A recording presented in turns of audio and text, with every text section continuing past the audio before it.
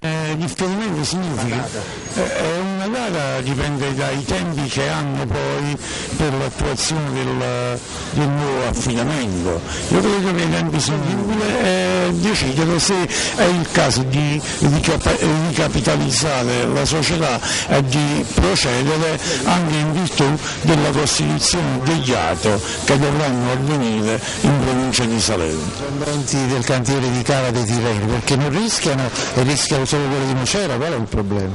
I dipendenti del cantiere di Cava dei Tirreni stanno anche loro in una situazione, non a caso sabato mattina hanno presidiato il cantiere e hanno presidiato il Consiglio Comunale di Cava, facendo sentire la loro voce identica e precisa alle cose che vi vogliono dichiarare, che camminiamo di pari passi con i di Cava. Ci sono stati qua fino a poco minuti fa i delegati sindacali più una piccola delegazione di lavoro. Ok, qualcosa non ha funzionato col sindaco Torquato nei giorni scorsi?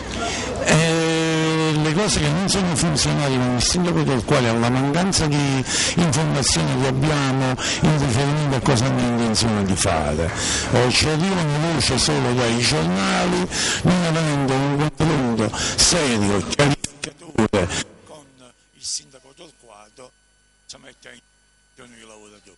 Mi tocca l'obbligo di chiarire che noi sabato mattina non volevamo far sottoscrivere nessuna carta in bianco al sindaco Romano, volevamo che lui sottoscrivesse quello che continua a dire ancora oggi ai lavoratori, che non si devono preoccupare. Ebbene, noi per non preoccuparci vogliamo che il sindaco di Nocera sottoscriva un protocollo d'intesa con i lavoratori, ma anche per capire dove vuole andare e come ci vuole andare e quali sono i tempi per... Quindi la strategia dell'amministrazione comunale è chiara sul futuro sede?